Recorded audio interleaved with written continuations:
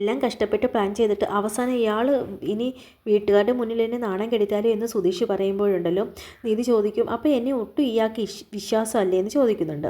അപ്പം പെട്ടെന്ന് സുധീഷ് പറയും, സുധി പറയും അയ്യോ അതല്ല, ഞാനത് പറഞ്ഞതാണെന്ന് പറയും. അപ്പം നിധി പറയും എന്നാൽ പിന്നെ ഇന്ന് രാത്രി തന്നെ നമുക്ക് പോയാലോ. അയ്യോ ഇത് കേട്ട് ഭയങ്കര സന്തോഷമാണ് നമ്മുടെ സുധി കേട്ടോ, ഇത് തന്നെ ഞാൻ ആഗ്രഹിച്ചതാണെന്നും പറഞ്ഞുകൊണ്ട് ഭയങ്കര സന്തോഷമായിട്ട് നിൽക്കുന്ന ഒരു രംഗം കാണിക്കുന്നുണ്ട് കേട്ടോ.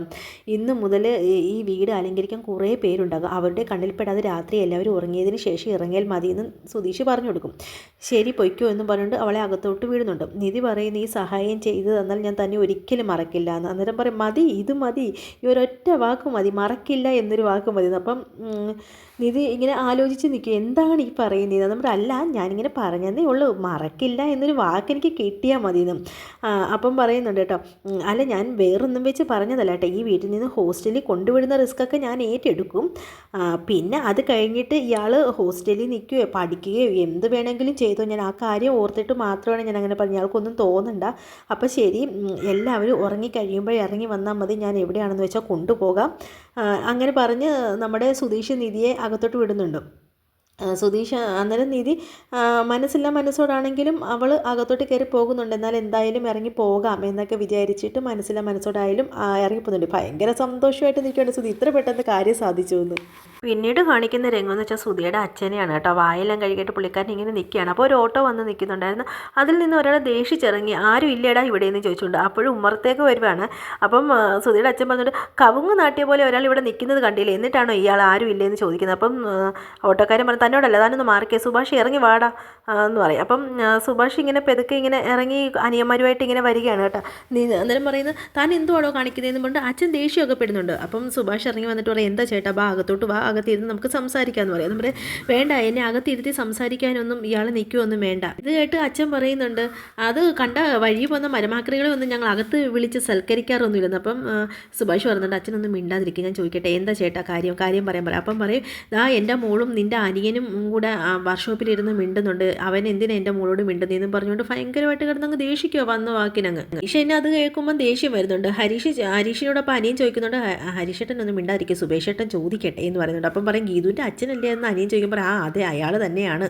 ആ സമയത്ത് ഓട്ടോക്കാരൻ പറയുന്നുണ്ട് ഇവൻ്റെ കൂടെ വർക്ക്ഷോപ്പിൽ ഇരുന്ന് ഇന്നലെ എൻ്റെ മകൾ സംസാരിക്കുന്നത് ഞാൻ കണ്ടതാണെന്ന് പറയും. അപ്പം പറയും ഈ വീട്ടിലുള്ളവരെയൊക്കെ എടുത്ത് ആരെങ്കിലും ഒന്ന് മിണ്ടിയാൽ അവരുടെ കാര്യമേ തീർന്നു, അത്രയ്ക്ക് നല്ല വീടാണിത്, എൻ്റെ മോളെക്കുറിച്ച് നാട്ടുകാർ ഇനി ഒരു അനാവശ്യം പറഞ്ഞു തുടങ്ങാനാണെന്ന് പറഞ്ഞു. ഓട്ടോക്കാരൻ ഇതെല്ലാം കേട്ടിട്ട് സുഭാഷിൻ്റെ അച്ഛൻ ദേഷിച്ച് വിവരദോഷി മണ്ണെണ്ണ നീ നിൻ്റെ മോളോട് ചെന്ന് പറയടാ, ഇവനോട് മിണ്ടരുതെന്ന് പറയടാ എന്നൊക്കെ പറയുന്നുണ്ട് കേട്ടോ. അപ്പോൾ സുഭാഷ് പറയും അച്ഛനൊന്നും മിണ്ടാതിരിക്കും, ഞാൻ ചോദിച്ച് മനസ്സിലാക്കട്ടെ എന്ന് പറയും. അപ്പോൾ സുഭാഷ് ഓട്ടോക്കാരനോട് ചോദിക്കുന്നത് എന്നെ നിങ്ങളുടെ മോളെ ഫോൺ വിളിച്ചോ അതോ കോളേജിൽ വന്നോ, അവൻ പുറയിന് വന്നു പറയണം ചേട്ടനൊന്ന് പറ. അപ്പം പറയും അതൊന്നും ചെയ്തിട്ടില്ല, പിന്നെ എന്താണ് ചേട്ടൻ്റെ പ്രശ്നം എന്ന് ചോദിക്കുമ്പോൾ എൻ്റെ മോള് ഇവൻ മിണ്ടുന്നത് കൊണ്ടാണ് എൻ്റെ മോള് വരുന്നതെന്ന് ചോദിക്കുക. അപ്പം സുഭാഷ് പറയും അവനോട് അങ്ങോട്ട് ചെന്ന് ചേട്ടൻ്റെ മകൾ മിണ്ടിയത് കൊണ്ടായിരിക്കും അവൻ മിണ്ടാൻ ചെന്നത്, അല്ലാതെ അവനായിട്ടൊരു പ്രശ്നം ഉണ്ടാക്കുന്ന ഒരാളല്ല എന്ന് പറയുവേ. അപ്പം ഹരീഷ് പറയും ചേട്ടാ ഇത് കേട്ട് പെട്ടെന്ന് ഹരീഷ് പറയും ചേട്ടാ ഞാനായിട്ടൊരു പ്രശ്നം ഉണ്ടാക്കിയിട്ടില്ല, ഞാനായിട്ട് ആ കുട്ടിയോട് അങ്ങോട്ട് ചെന്നൊന്നും മിണ്ടിയിട്ടില്ല എന്ന് പറയും കേട്ടോ. അപ്പം പറയും കേട്ടല്ലോ ചേട്ടാ. അപ്പം ചേട്ടൻ്റെ മോടെടുത്ത് ചെന്നിട്ട് ചേട്ടനത് പറഞ്ഞ് മനസ്സിലാക്കി കൊടുക്കുന്ന സുഭാഷ് പറയും. അപ്പോൾ ഓട്ടോക്കാരൻ പറയുന്നുണ്ട് എൻ്റെ മോളോട് എന്ത് പറയേണ്ടതെന്നൊക്കെ തീരുമാനിക്കുന്നത് ഞാനാണ്. അപ്പോൾ അച്ഛൻ ഭയങ്കരമായിട്ട് ദേഷിക്കും, നീ എന്തെങ്കിലും പോയി പറയടാ, ഞങ്ങളെന്തോ വേണം, നീ നിൻ്റെ മോളെ ആദ്യമേ അടക്കി നിർത്തടാ, നിനക്കെന്താ നിൻ്റെ മോളെടുത്തോട്ട് പറയാനെന്താ പറ്റത്തില്ല, നീ എന്താ ഇവിടെ വന്ന് കിടന്ന് കുരയ്ക്കുവാണോ എന്നും പറഞ്ഞ് ഭയങ്കരമായിട്ട് ദേഷ്യപ്പെട്ടുകൊണ്ടിരിക്കുക. അപ്പോൾ ഓട്ടോക്കാരനാണെങ്കിൽ പറയുന്നുണ്ട് ഇനി എൻ്റെ മോളെടുത്തെങ്ങാണം ഇവൻ മിണ്ടോ വല്ലതും ചെയ്ത് കഴിഞ്ഞാൽ എൻ്റെ സ്വഭാവം മറ്റൊരു മുഖമാണ് നിങ്ങൾ കാണാൻ പോകുന്നതെന്നൊക്കെ പറഞ്ഞിട്ട് ദേഷിച്ച് ഓട്ടോ ഒക്കെ എടുത്തിട്ട് ആൾ പോകുന്ന ഒരു രംഗമാണ്. അപ്പം അനിയൻ പറയും ചേട്ടാ ഞാനൊരു തെറ്റും ചെയ്ത് സാരമില്ലടാ. അടുത്തത് നിധിയുടെ വീടാണ് കാണിക്കുന്നത് കേട്ടോ.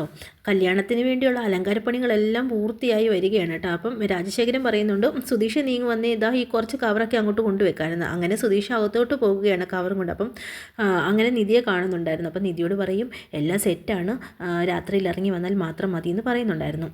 അങ്ങനെ നിധി തലയാട്ടിക്കൊണ്ട് അകത്തോട്ട് ആ കവറും കൊണ്ട് അങ്ങ് പോയി. അപ്പോൾ സാന്ദ്ര വയ്ക്കുന്നത് എന്താണ് ഈ കവർ, അത് എന്നെ നാളെ ഞാൻ ചത്തിരിക്കുമ്പം പുതയ്ക്കാനുള്ള പൂവാണിതെന്നും പറഞ്ഞുകൊണ്ട് നിധി ദേഷിച്ച് കൊടുക്കുമ്പോൾ സാന്ദ്ര ഇങ്ങനെ വിഷമിച്ച് നോക്കുന്നുണ്ടായിരുന്നു. അപ്പം തള്ള വന്നിട്ട് പറയും, മോളെ ഞങ്ങൾ തറവാട്ടിൽ അമ്പലത്തിൽ പോവാണ്, താഴോട്ട് വരാൻ പറയും. അങ്ങനെ എല്ലാവരും കൂടെ നീതി താഴോട്ട് വരുമ്പം എല്ലാവരും കൂടെ പോവാണ്. സാന്ദ്രയും മാത്രം നീതി ഒറ്റയ്ക്ക് ഉള്ളതുകൊണ്ട് നീതിയുടെ കൂടെ ഇരുത്തിയിട്ട് ബാക്കി എല്ലാവരും കൂടെ ചേർന്ന് തറവാട്ട് അമ്പലത്തിലേക്ക് പോകുന്ന രംഗമാണ് കാണിക്കുന്നത്. അപ്പം നിധി വേഗം റൂമിലോട്ട് കയറി വന്നിട്ട് പെട്ടെന്ന് തന്നെ ഡ്രസ്സും സർട്ടിഫിക്കറ്റും എല്ലാം കൂടെ എടുക്കുന്ന ഒരു രംഗമുണ്ട് കേട്ടോ. സർട്ടിഫിക്കറ്റ് എടുക്കുന്ന കൂട്ടത്തിൽ നമ്മുടെ സാന്ദ്ര വന്ന് വിളിക്കുന്നുണ്ട്, നിധി നിധി എന്ന് പറഞ്ഞു. അപ്പം തലവേദനയാ ചേച്ചി ഞാൻ പോയിക്കോട്ടെ എന്നും പറഞ്ഞിട്ട് അങ്ങനെയാണ് പോയി കിടക്കുന്നത്. അപ്പം കോഫിയും കൊണ്ട് വന്നെയാണ്, തലവേദനയല്ലേ അതുകൊണ്ട് കോഫി കുടിക്കുന്നതുകൊണ്ട് വന്നെയാണ്. അപ്പോൾ സാന്ദ്ര പറഞ്ഞു കുറച്ചൊക്കെ ആശ്വസിപ്പിക്കുന്നുണ്ട്, ആണുങ്ങളെല്ലാം അങ്ങനെയാണ് മോളെ, കുഴപ്പമില്ല, അതൊക്കെ ശരിയാകും, നീ റെസ്റ്റ് എടുക്കുക എന്നൊക്കെ പറയുന്നുണ്ട്. അപ്പം അങ്ങനെ പറഞ്ഞിട്ട് സാന്ദ്ര അങ്ങ് പോകും. പെട്ടെന്ന് സാന്ദ്ര പോയ പുറകിന് തന്നെ ബാഗ് എടുക്കുന്ന കൂട്ടത്തിൽ നിന്ന് സർട്ടിഫിക്കറ്റ് താഴെ അങ്ങ് പോകും. പക്ഷേ അത് നിധി അത് കാണുന്നുമില്ല.